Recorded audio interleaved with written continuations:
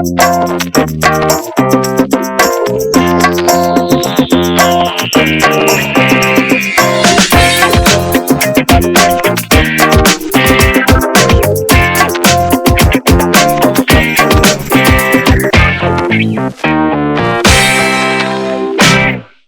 theme for today's presentation, I like to keep it quite informal in the sense that it's about connect, which means making connections.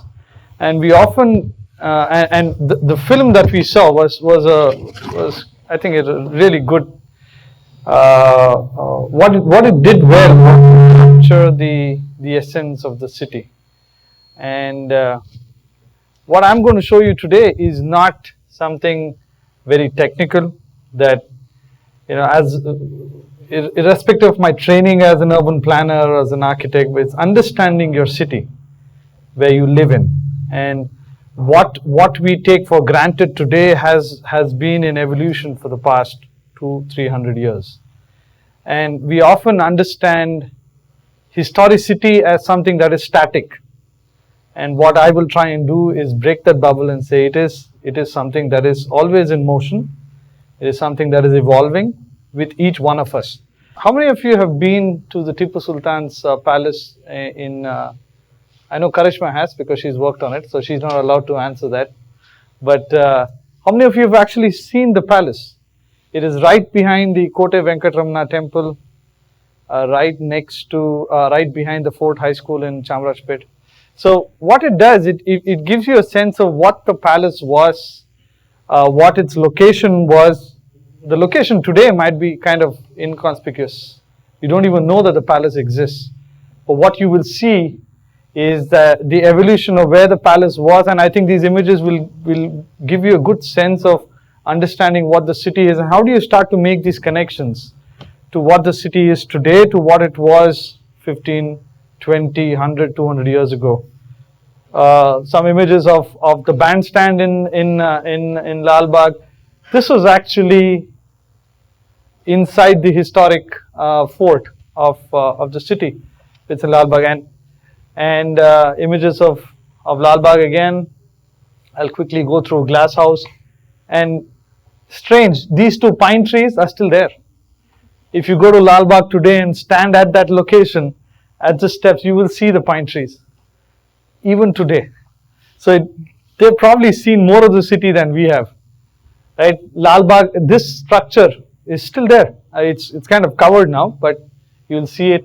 Some of the other images of Nandi Durg Road, some of the historic monuments coming out of there. These are all the sketches from 1792. And I'll take you through the history of the city. This is St. Mark's Church and the bandstand. This is the residency, which is now the governor's building, governor's Raj Bhavan. Right. So again, the residency images. How many of you have seen this building? Do you know where this is? This is right next to the Vishwesvaraya Technical Museum. This was actually Lal Bagh in late 1700s. Right, what you see today as Lal Bagh is something very different. So this probably was taken on top of the Lal Bagh kind of rocky outcrop where you have the Kempegowda Tower, and you will see Lal Bagh. That's the fort. What you see as M, the fort, and then you have the Pete of the city. This is actually inside the palace of how the palace looked when it was built. It was completed in 1791, 1792, and then that was when the war happened. Some images of graduation parties, probably early of all this. And this is actually one of the earliest images of the fort of Bangalore. What it looked like. Now again, we as Indians, we've never had the habit of documenting what exists. Everything's verbal, right? Recipes from, when I went and studied in the Netherlands, I didn't know to cook to save my life. So I actually emailed my mother. She sent me the recipe. and she would not know how to put it on paper because it was all verbal. She would tell you, oh, you need this much of turmeric, this much of all of these combinations, and then you can do, but it's not that simple. Right? So it just goes to show that we are predominantly, our traditional knowledge transfer happens verbally. It is not documented, and it is also in the way we document cities. And what I will show you today is trying to understand that, again, some of the other images of Bangalore. This is the US Club, the Bangalore Fort. This is from the south gate of Bangalore, from the Bangalore Fort. I will show you some of the imagery again in the actual presentation, but I'll quickly take you through this. Looking at Savandurga mountains. This is actually the fort of Bangalore just after the third Mysore war. Now, understanding the city in the context of what was Bangalore's role in the four Mysore wars, right? The wars that happened between the British and the Tipu Sultan, and finally culminated in Srirangpatna. But what was Bangalore's role? It played a critical role in the way British were able to establish a permanent military base for the first time in India in Bangalore. So that's where the cantonment really starts to take shape. So you understand that historical events have actually shaped the city in the way the city has evolved. And some of the images, again, this is Someshwara temple in Alsur. This is, I'll show you a more detailed map of, so that's the fort and the pete of the city from 1791. This is Hesarghatta, the water system. Again, looking at Lal Bagh from top of the hill. Lal Bagh again. This is the first image of, this is quite ironical, Lord Cornwallis, who has been credited with establishing the British Empire here, actually lost the War of Independence in the United States, and he was sent to India as a punishment. And he became the most successful Governor General of India. That when he lost to the Patriots in 1666 in the US, he was sent here as part of a political kind of asylum and then he came and invaded Srirangpatna. And what you see is actually a rendering of where the British army camped before invading the fort, and that area is the cantonment. So you can see some of the images. I don't know if the image is clear enough. At the far horizon you will start seeing the pete, which also starts to show that you understand the city in its contours, which were the high points in the city, because these were all military and strategic planning of how these colonial armies were looking at. Again, another better rendering of the city. These were all the fort gates of the Bangalore fort. This is the Victoria Hospital, Bangalore Palace. Again, the entry to the palace. This is again the 1791 image of the fort, Alsur Lake. And anyway, I think this is the first image of KR Road. Right? This is the road that is in between Fort High School and the KR Market. That was the road inside the palace. The stretch of KR Road, currently which is called KR Road, it was the main road inside the fort. So this is the first image of that road. So we're also trying to understand what is the character of the street. Again, images. This is the entry, and you will see so we did a very detailed study, and a couple of people who were part of that study are here in the audience, but some of the imagery, in fact, I don't know how many of you know what we call as Hudson Circle today. There was a cenotaph dedicated in the memory of the British soldiers who died during the War of 1791, which was the first time when Bangalore was taken over by the British, given back to Tipu as part of the settlement. But again, his kingdom was completely divided into 3, 4, 5 different segments. The Nizams, the Marathas, and the British Army basically divided the kingdom into different pieces. Again, this is inside the Bangalore Palace. This is about close to early 1800s, and you can see the fort wall, a little bit of the moat, you start to see the first pieces of the pete and how the pete really was in existence. And again, entry of the palace. This is how the palace was in 1791. How many of you have been to the Gavi Gangadeshwara temple in Hanuman Nagar? This was the first image of the temple. So these temples and some of these cultural anchors, and what is important today as part of this whole theme of Connect is to understand what these anchors have played a role in shaping the character of the city. So again, this is another image of the fort. And probably this is a mission school graduation party. So we can look at Nandi Hills, the Fort of Banner. Now all these gates were designed for elephants to go through. So that was exactly the width of the gate. And you wonder why were the gates so wide? Because the elephant had to go through it. You can see Lal Bagh here again. You see the Pete on the right. And you start to see that what you see there is actually the fort. The fort was actually on a small hillock at some point, which was also strategic because you had line of sight. You could see everything that's coming from down below. And images of the palace. What you see as the pillar there, which is the Garuda Stamba, right, which is of the Kote Venkatramana temple. What we found out during our research, when we did this study, was what you see today is really not the original Garuda Stamba that has existed with the temple. The temple predates the establishing of Bangalore. It's much older. And we found that during the war, the Garuda Stamba was damaged. A portion of it was chipped off. And we later realized that when they widened KR Road, the original Garuda Stamba was in the middle of the road. So they conveniently just chopped it into 3 pieces and they dumped it in a small kind of matta.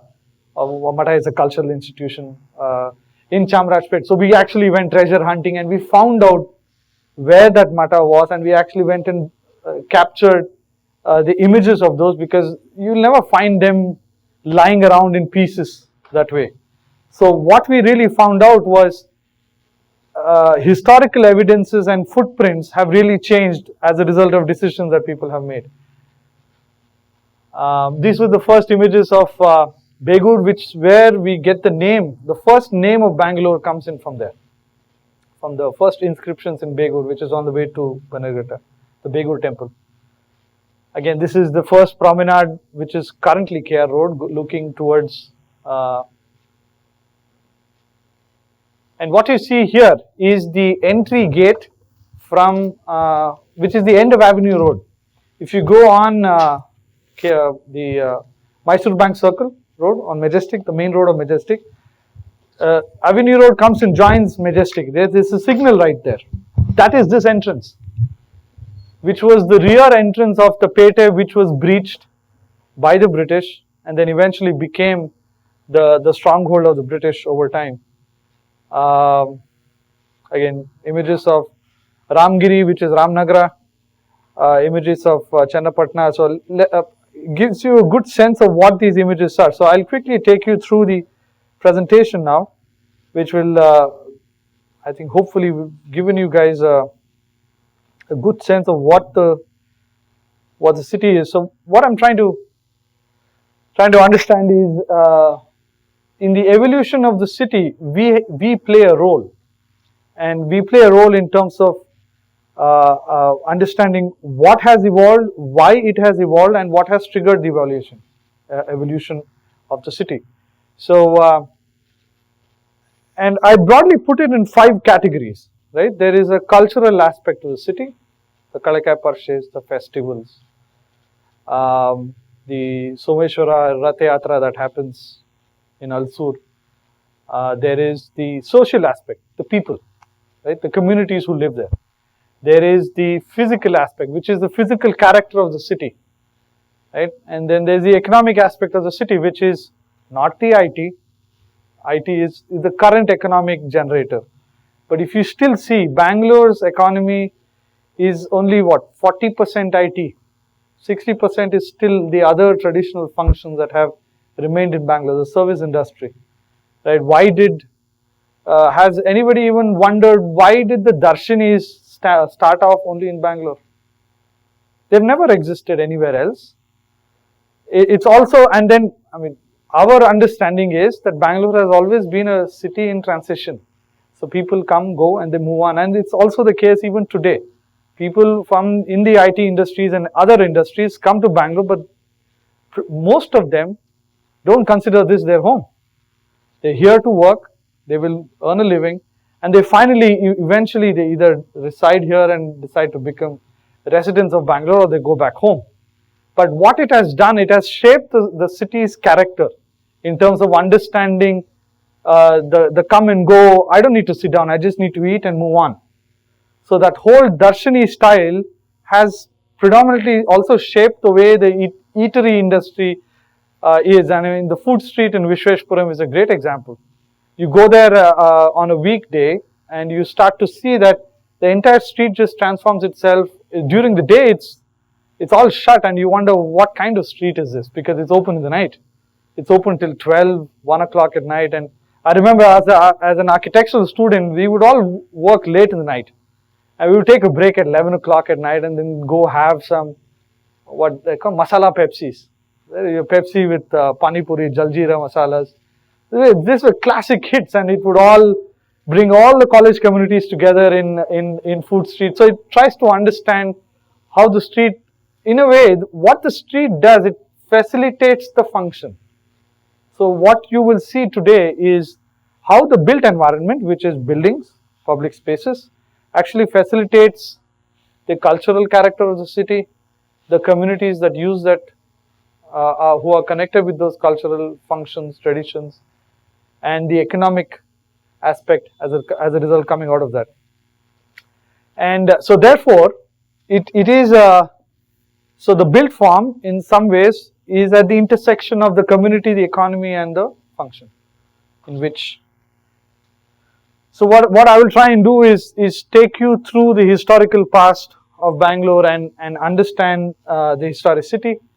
So this was the first documented evidence of what Bangalore was when it was established in early 1500s, 1537 by Kempegowda the first. What you see is, I don't know if can you see some of these blue patches there?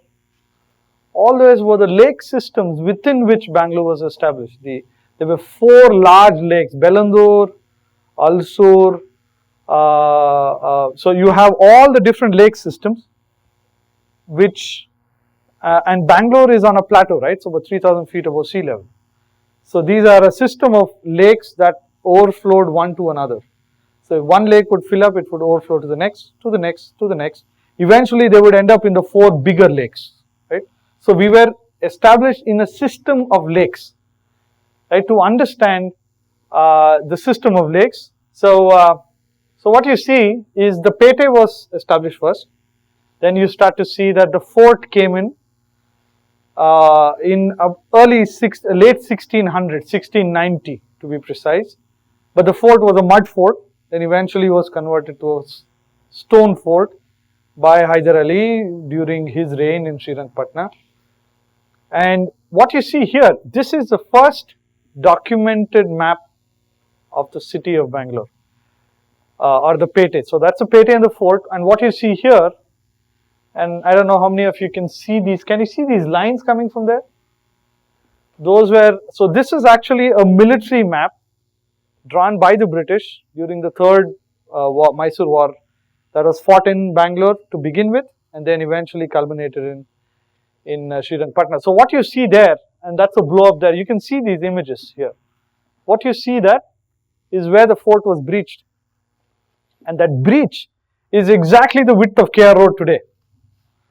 So where KR Road passes by the fort on your left is where the breach happened. So where the fort was breached and the British Army was able to come in closer.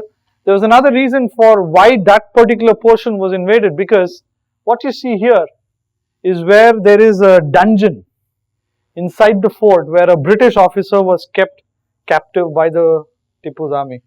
So they breached the fort closest to the dungeon to take the captive out or the prisoner out. And ironically, that prisoner was the one who killed Tipu in the fourth Mysore War.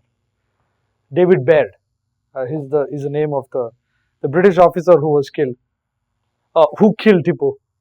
So what you see here is, I'm trying to take you through the evolution of the city from 1870 through 1924. You start to see what the city was. So if you go back to the previous slide, you will see that was the fort, right? It had basically two gates. The entry to the north is called the Delhi gate because it is oriented towards Delhi. What you see here in the south is called the Mysore gate because it oriented towards Mysore. But you don't see Mysore gate today because Mysore gate is where City Institute sits currently. The gate's gone, but there are remains of the gate, not in terms of physical remains. The name still is there. If you go see the City Institute wall, right, it says Old South Gate Road. The road name is there. The gate's not there. So what it also helps you understand is these are all remnants, either in terms of a name or actual physical evidence of the gate remaining. So you will see again 1924. You start to see some of the fort wall is actually starting to being dismantled, and then we started to understand why was the fort dismantled, and you start to realize that certain main roads started to come in, what you call as AV road, which currently is Allur Venkatramana road, but initially it was called Albert Victor road. It just kept the name, the initials the same, right? So you'll start to see, and then if you actually map the historic city in the current context of where Bangalore is, you will start to realize that there is a very distinct character of the city right in the middle, and that's the Pete. So you will see, so this point there is where the fort, the Pete was breached, the current layout of the fort in the context of where the city is today. And what I will take you through is understanding different components of the fort, right? So there was the Delhi Gate complex, the one on the top, Mysore Gate complex. You had the parade ground, which is number 3, which is your Bangalore Medical College today. There is no parade ground. But if you see the footprint, the size of Bangalore Medical College, it is the exact size of the parade ground today there. And you will see the palace, that's number 4. You'll start to see that what you understand as a city today is actually a footprint of what existed before. And there were 2 gates, there were 2 kind of layers of walls. And then you have the Cavalier Grand Magazine. How many of you have seen the Grand Magazine behind Bangalore Medical College? It's a small structure that is fairly underground behind BMC. Not many know of this, but it was one of the key pieces of where the Tipu stored the gunpowder. They had to keep it below ground because it was cooler. Otherwise, this thing would blow up, right? Because of the heat.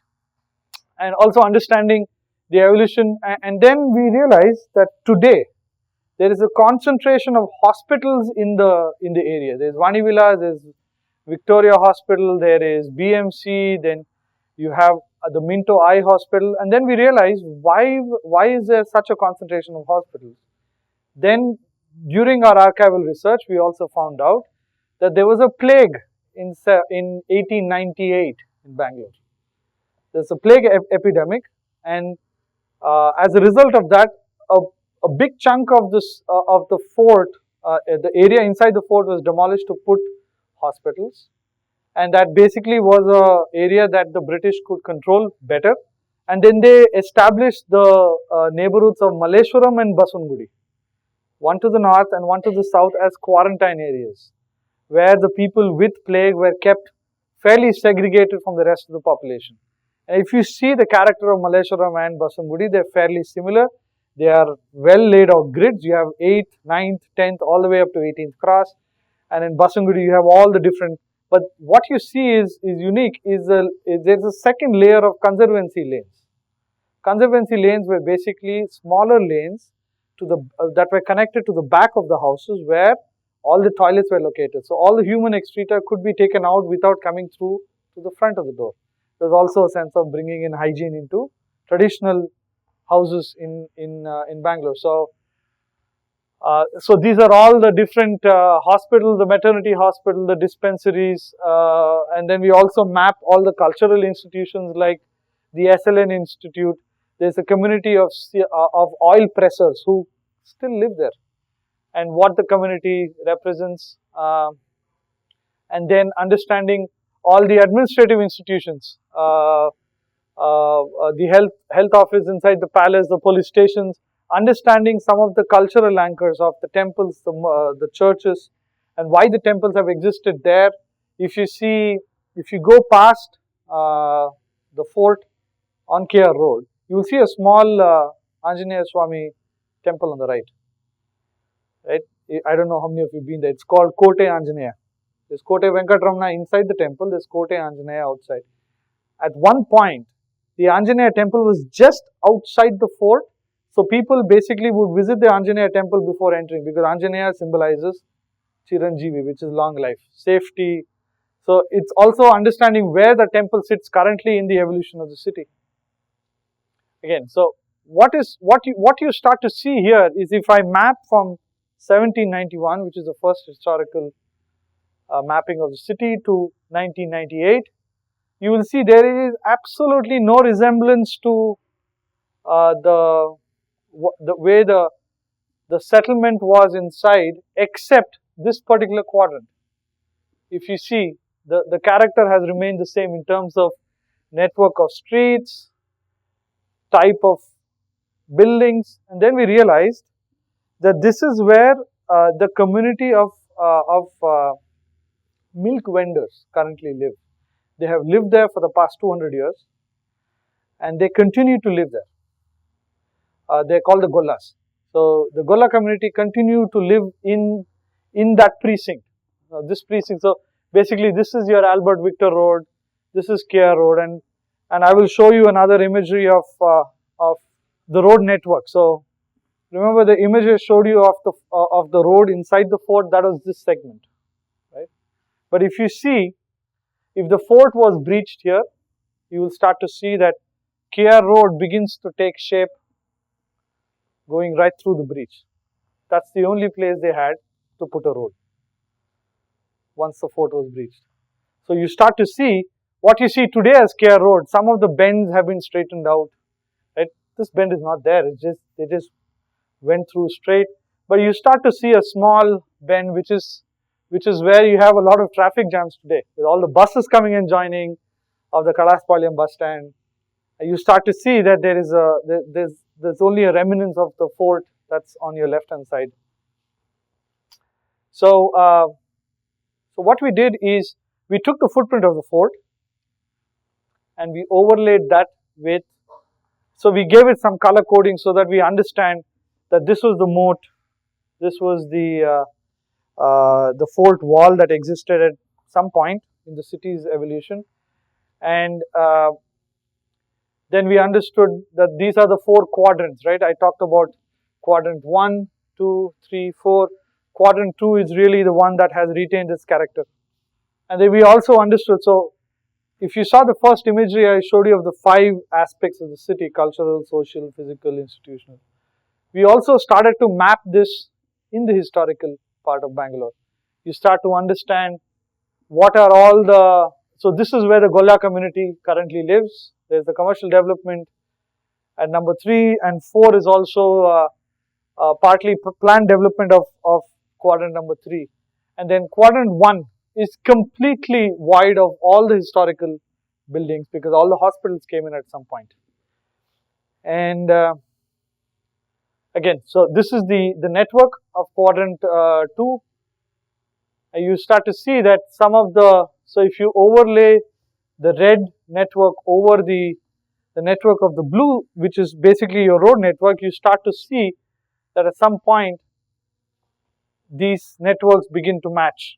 And then we also said that if we superimpose, what you see in red is actually the fort wall and the moat, and what you see today as Kalaspalyam bus stand, and what you see today as Silver Jubilee Park Road, is the width of the moat. So there was no other space to expand. So when you go, next time when you go through Silver Jubilee Park Road, try to imagine that this was, you're actually driving in a moat. Because that was the exact width, because on one side you will see the Pete, on the other side you will see the fort, hopefully, but not today, because today everything has changed over time. And then again, we started to map the Gola community, and what is really interesting is, the Gola community has developed a system. They're milk vendors, so right? So they produce milk, they have cows, and you will see all the cows go out in the morning, they come back in the evening, and so the cows, or the cow shed is actually on the ground floor, so you will start to see the cows there, right? So their buildings in some ways are facilitating the function of milk vending. So the cows are on the ground floor, they live on the first floor, the family, and on the second floor is where they do all the milk products, your doodh pedas, your paneer, everything connected to milk vending is all happening in the same building. Now what we are saying as part of, this is where I start to wear my urban planning hat, where I am saying that when you devise building regulations, a regulation that applies in Koramangala where it does not have the same character cannot apply in the Gola community. It should not apply. But currently that's the way the city's building regulations are designed. They are not context specific. They are not specific to the Gola community. They are a predominant economic engine in the historical area of Bangalore, and one has to understand that we have to keep these connections. Some of the economic mapping we've done of all the economic activities that happen, there is, and especially this is not just the fort area, in the Pete, there is a small portion within the Pete which is known as Tara Mandal Pete. Tara Mandal Pete is where Tipu Sultan test fired his rockets. They were looking like shooting stars. Right? So the area was called Tara Mandal Pete.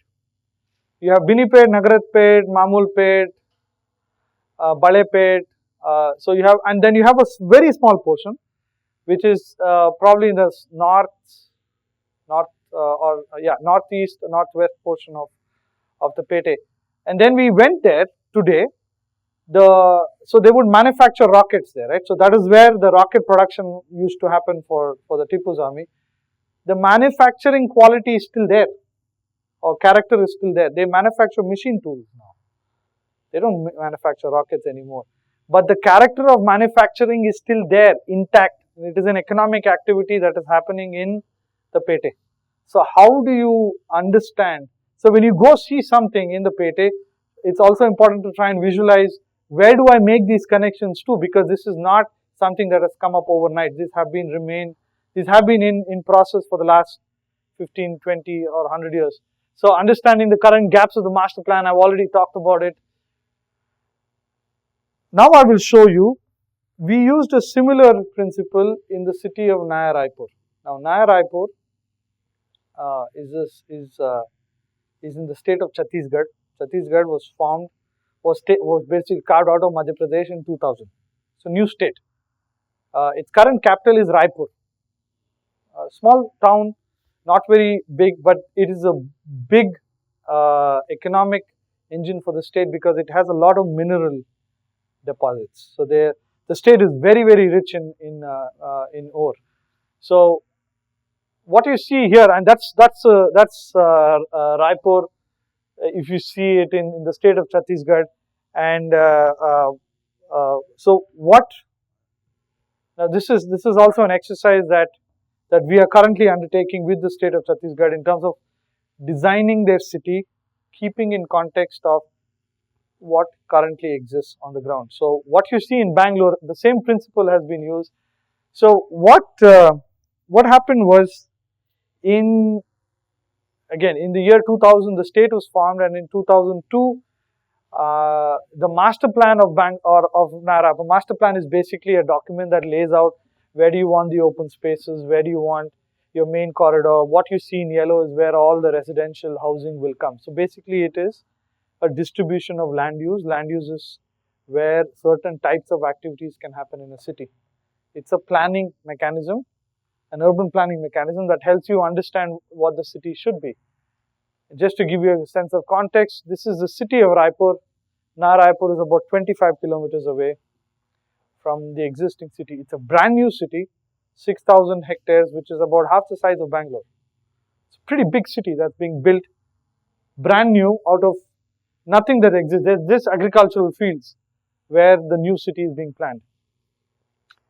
What was important is, given its historical nature, Naya Raipur is also, and Raipur and Naya Raipur, which is the new capital, has a wonderful system of lakes again.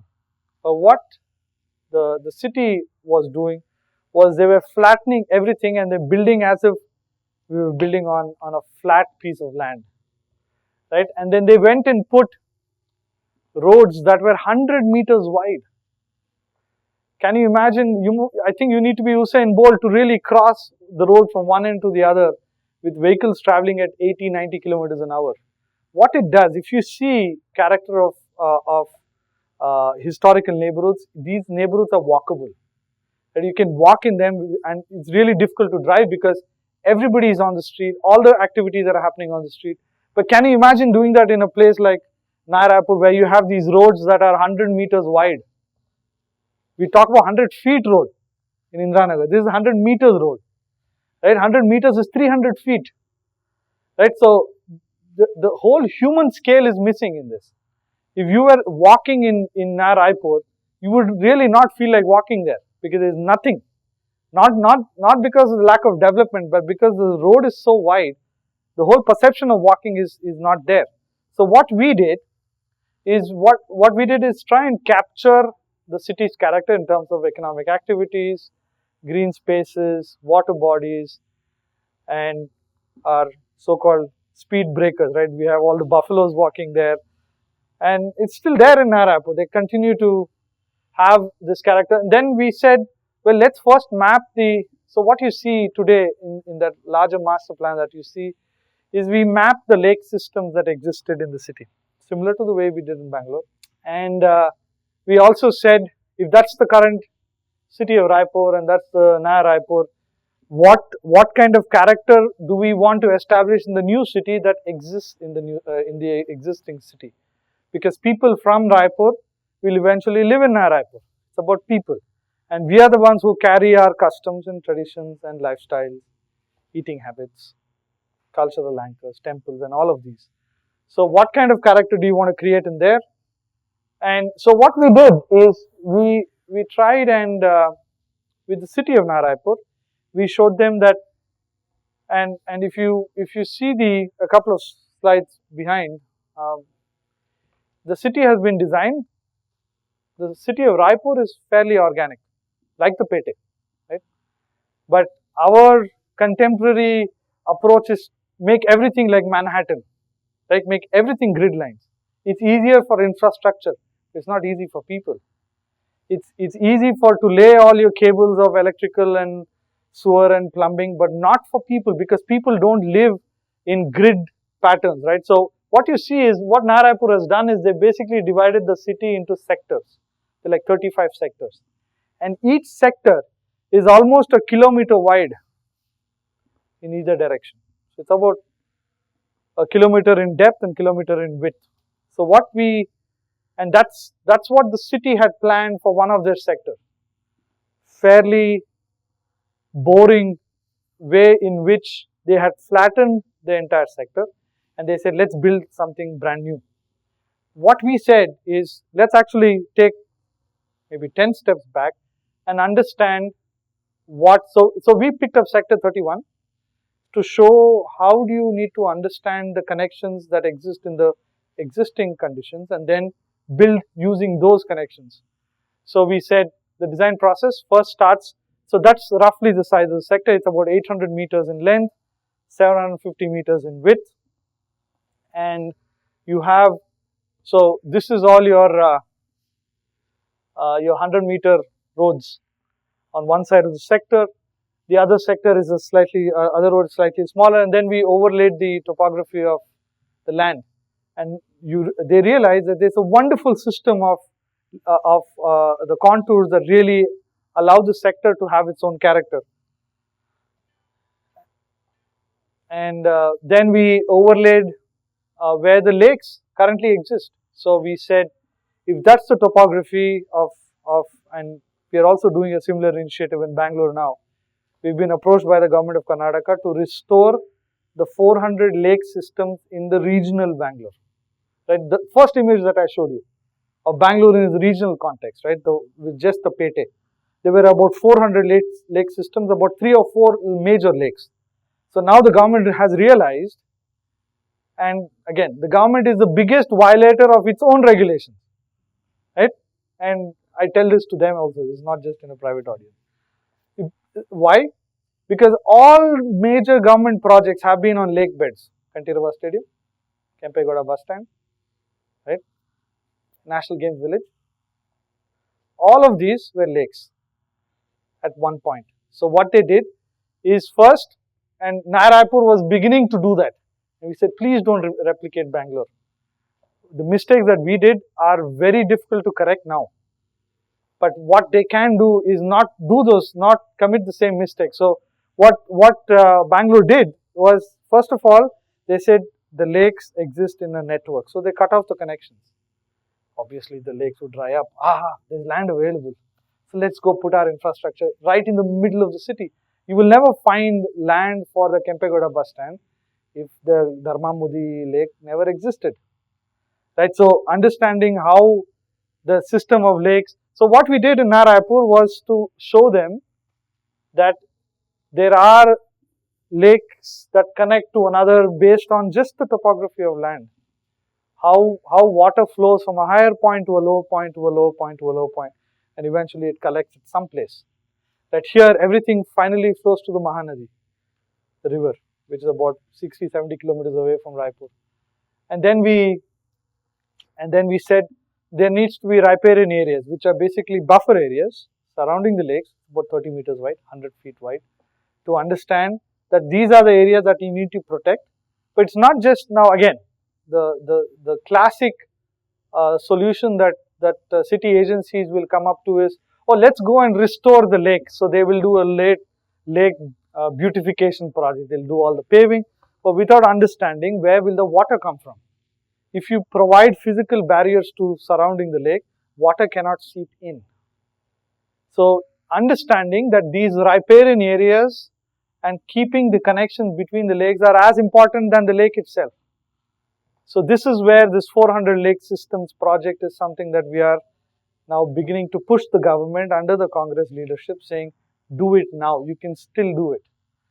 Understanding that restoring the Bangalore's lake system is as important as restoring the city's character.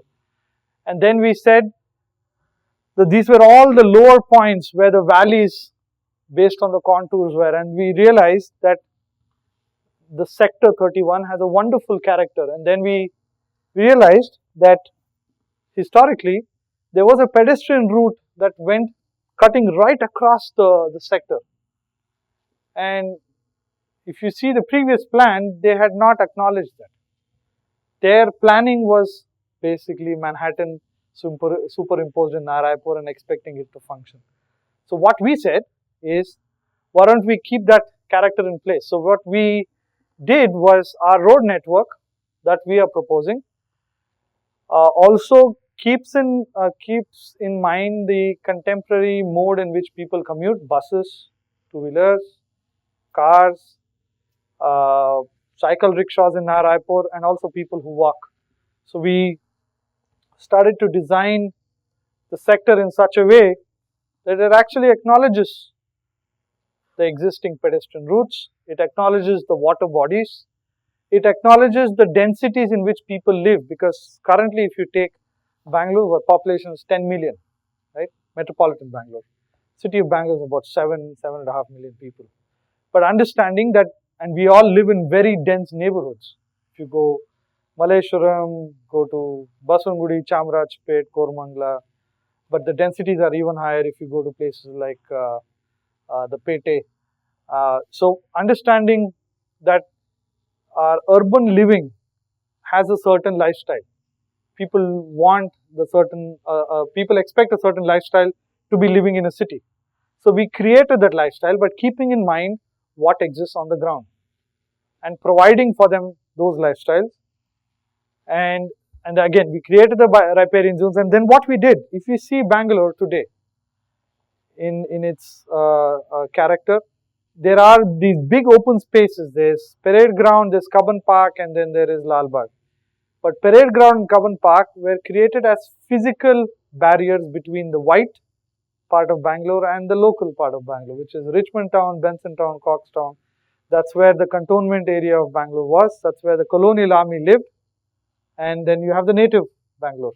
So, but eventually what has happened is the Lal Bagh, the Cubbon Parks and the Parade Ground has become the public space of the city. That's where the city comes together at some point. So we are basically what we did is we took the lake systems and we said you need to create open spaces where the community can come together outside, not within your own buildings. So we started to create that, and then we created, so what you see as these light green areas are where the water systems begin to connect one lake to another. So we respected that, and then we've created a network of secondary open spaces. So this is where, now again, with the advent of motorization of the cities, people don't walk enough in the city. Right? A great example, if how many of you are from Mumbai here? Anybody from Mumbai? All right. So if you tell, where are you, right? Suppose you call up your friend, where are you? He said, I'm 20 minutes away. They'll tell you how long it will take to get there. In Bangalore, you say, I'm 5 kilometers away. It's a very clear understand how people understand commuting in cities. In Mumbai, distance doesn't matter. What matters is time. Right? You might be, if you are living in South Mumbai or living in the suburbs like, if you go to Kandivali, it will take you an hour and a half, an hour and 45 minutes. It might be 15, 20 kilometers, but distance is not a criteria for people from Bombay or Mumbai. But here, it really is. And you go to a place like Ahmedabad, they'll say, I'm 6 kilometers away. So there the sense of distance comes. Here in Bombay, it's perception of time, how long it takes to commute. So what we're saying is we're also giving the perception of being able to walk within the neighborhoods without having to use your vehicle. So if you want to go to the open space from any of these sectors that you live, you should be able to walk. And your walking distance is the shortest distance and your driving distance is the longest distance. So if you're able to walk, you should be able to get there in half the time than it will take you to drive, which is an incentive for you to walk. But the perception of walking is greatly influenced by aspects of safety, security, of women, children, senior citizens, everyone. Right? So the ability to walk is shaped by the environment in which you walk. So you have to provide the environment for people to walk, which is not just what Bangalore City Corporation does. It just provide payments and expect people to walk. They are forced to walk, but they may choose not to walk. So it is the environment in which is providing the street furniture, providing the adequate lighting, providing garbage bins. And so we're actually starting to bring in all these infrastructure components into it. Then we start to do the distribution of amenities. Amenities are social infrastructure, hospitals, fire stations, police stations, and then we bring in the actual plots. So these are all the plotted developments where you will begin to see these houses being designed. And then we said, if this is the predominant pedestrian promenade that has existed over a long period of time, we need to find a way to strengthen that. So what we're doing is this is where you're putting all your high-rise buildings, because what it does, it brings the economic activity to the middle rather than push the economic activities to the outside. When you put an economic activity in the middle, it draws people from all the different corners to the middle of the sector. If you push it to the outside, the center of the sector really becomes isolated. It's also a notion of how economics work. And so what is really important is understanding bottom-up planning, which is acknowledging the existing character and understanding that not everything has to be built new. Sometimes just recognizing what exists is half the battle. The other half is only strengthening those or making certain changes to it that really helps you evolve something that is better. So making way for the new but not forgetting the old. That's the last one again. All right, so again, thank you for being very patient. This is something new, but this hopefully has helped at least put something in your thought process of understanding the city's character, understanding what has really shaped the city to be what it is today. Thank you again.